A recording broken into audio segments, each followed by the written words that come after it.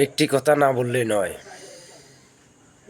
আমাদের চারপাশে অনেকগুলো প্রতিষ্ঠান, অনেকগুলো বাড়ি ঘর দুয়ার, মানুষ বিভিন্ন কারণে বিভিন্ন কারণবশত বিভিন্ন ধরনের সমস্যা হয়।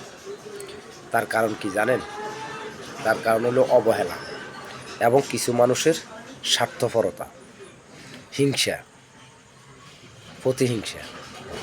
এগুলোর কারণেই কিছু প্রতিষ্ঠান, কিছু অসহায় মানুষ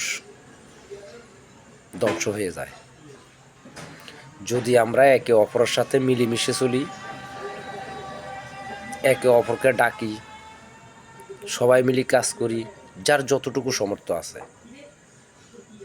কেউ টাকা দিয়ে, কেউ পয়সা দিয়ে, কেউ মনে করেন যে সময় দিয়ে, কেউ শ্রম দিয়ে, তাহলে ওই প্রতিষ্ঠান বা ওই অসহায় লোক কখনো দুরবস্থায় থাকে না। এটা হলো আমাদের মেন্টালিটির সমস্যা।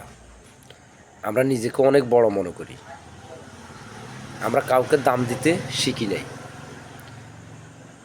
আমরা কাউকে ডাকতে শিখি নাই, কারোর সাথে মিশতে শিখি নাই।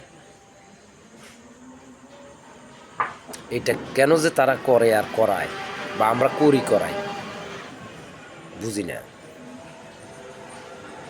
যে কোনো বিষয়ে সিদ্ধান্ত নিতে হলে যদি 5টা লোক থাকে, 5টা লোকের 5টা রকমের কথা শুনতে হয়, ওটা বিশ্লেষণ করতে হয়, করলে একটা পরামর্শ বাইর হয়। তাই করা উচিত।